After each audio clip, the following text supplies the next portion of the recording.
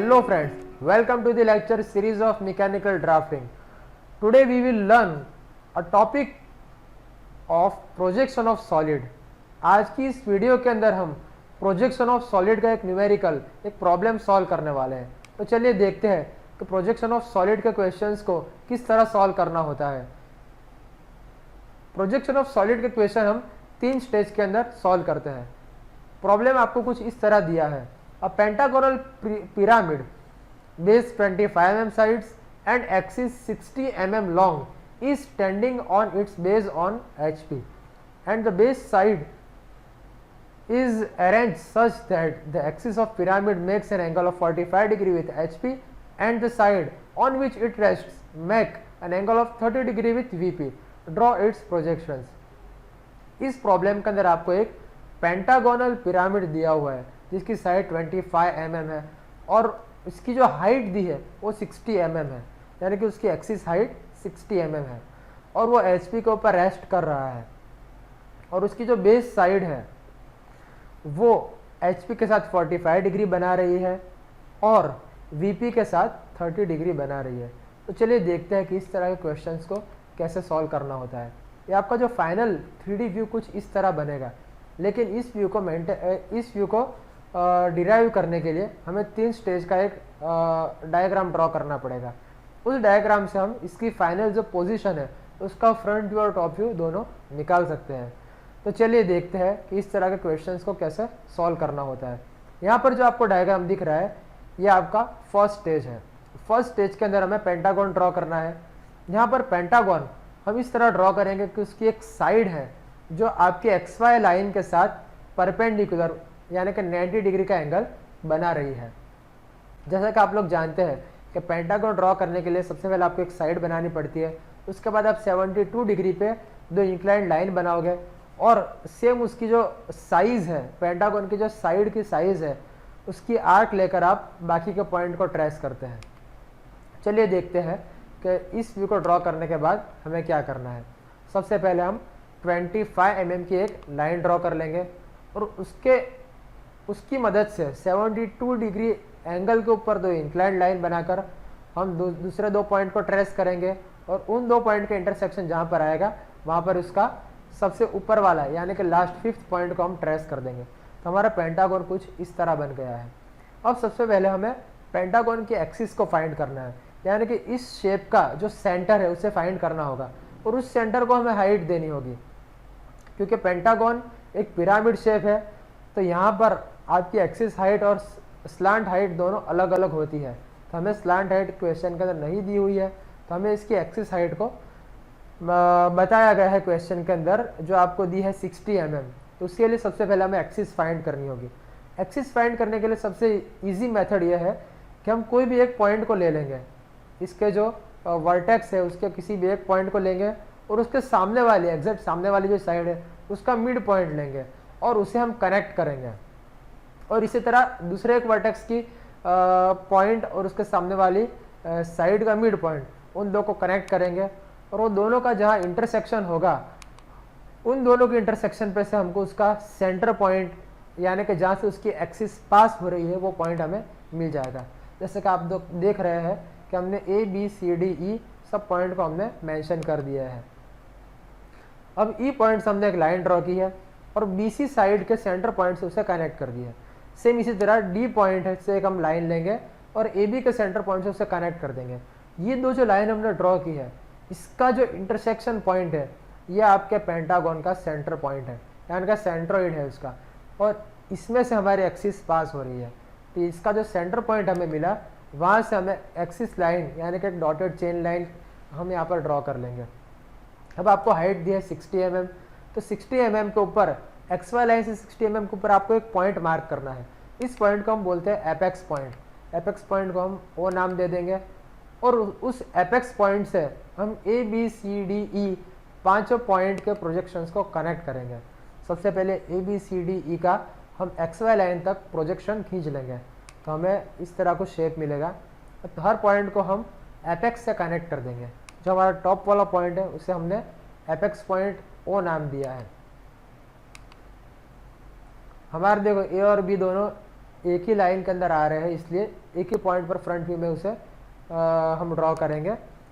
सी और ई पॉइंट भी एक ही पॉइंट पर दिखेंगे और डी पॉइंट कॉर्नर के अंदर आएगा और ओ पॉइंट है, ओ डैश हमने ऊपर टॉप के अंदर ड्रॉ कर दिया है। ठीक है, तो दोस्तों ये हमारा फर्स्ट स्टेज है वो कंप्लीट हो गया है। अब इसी स्टेज का यूज़ करके हमें इसका सेकंड स्टेज बनाना है। सेकंड स्टेज बनाने के लिए आपको HP के साथ एक एंगल दिया हुआ है। तो जैसे कि हमको क्वेश्चन के अंदर दिया हुआ है कि it is standing on HP and one of its base side such that the axis of pyramid makes an angle of 45 degree with HP। यानी कि इसकी जो एक्सिस है वो HP के साथ 45 डिग्री का एंगल बना रही है। तो अभी हमको जो एक्सिस दिख रही है वो HP के साथ, यानी कि हमारे XY लाइन से बिल्कुल परपेंडिकुलर है, उससे हमें 45 डिग्री पर हमें रोटेट करना है। रोटेट करने के लिए अभी सबसे पहले हम फर्स्ट जो स्टेज था उसका टॉप व्यू कंप्लीट कर देंगे। इस तरह ड्रॉ कर दिया, हमारा फर्स्ट स्टेज कंप्लीट हो गया। अब हम सेकंड स्टेज की तरफ आगे बढ़ेंगे। सेकंड स्टेज ड्रॉ करने के लिए हमारा जो बेस है AD लाइन, इसे हमने 45 डिग्री पर रोटेट कर दिया है। यहाँ पर A भी रखेंगे, लास्ट में D रखेंगे और A से C का हम जो मेज़रमेंट है वो लेकर यहाँ पर आर्क की मदद से उसे ड्रॉ कर देंगे। इसके बाद हमें एक्सिस का सेंटर पॉइंट भी लेना है। अब हम क्या करेंगे, D से O का मेज़रमेंट लेंगे और A से O का मेज़रमेंट लेंगे और उन दोनों मेज़रमेंट को सेकंड स्टेज के अंदर कॉपी करेंगे और दोनों की आर्क जहाँ पर इंटरसेक्ट हो रही है वहाँ पर हम O डैश को मार्क कर देंगे। इस तरह हमारा एपेक्स पॉइंट भी मिल जाएगा। हमारा डायग्राम कुछ इस तरह रेडी हो गया है। अब हम सब पॉइंट को O से कनेक्ट कर देंगे तो हमारा ट्राइंगल इस तरह बन गया है। तो एक्सिस को भी हम यहाँ पर ड्रॉ कर लेंगे। तो जैसा कि आप लोग देख रहे हैं कि हमारी एक्सिस अब XY लाइन के साथ यानी कि HP के साथ 45 डिग्री का एंगल बना रही है। इसके बाद हमको फ्रंट व्यू में जो पॉइंट दिख रहे हैं A dash, B dash, C dash, D dash और E डैश और एपेक्स पॉइंट है O डैश, ये 6 पॉइंट्स के प्रोजेक्शन हमें टॉप व्यू के अंदर डाउनवर्ड हमें एक्सटेंड करने हैं। तो चलिए देखते हैं, हम रोलर स्केल का यूज़ करके इन प्रोजेक्शंस को नीचे एक्सटेंड कर सकते हैं। और इसी तरह फर्स्ट स्टेज जो हमारा है वहाँ से A, B, C, D, E और O, ये जो 6 पॉइंट्स है इसे हम इस तरह यानी कि हॉरिजॉन्टली एक्सटेंड करेंगे और इन पॉइंट्स का जहाँ पर इंटरसेक्शन होगा यानी कि A और A डैश जहाँ पर इंटरसेक्ट होंगे वहाँ पर हम A1 नाम दे देंगे। इसी तरह B और B डैश उसे हम B1 और C डैश जहाँ पर इंटरसेक्ट होंगे उसे हम C1 नाम देंगे। D और D डैश जहाँ पर इंटरसेक्ट हो रहे हैं उसे D1 और E और E डैश जहाँ पर इंटरसेक्ट हो रहे हैं वहाँ पर हम E1 नाम दे देंगे। तो हमारे पॉइंट्स कुछ इस तरह प्रोजेक्ट हो रहे हैं।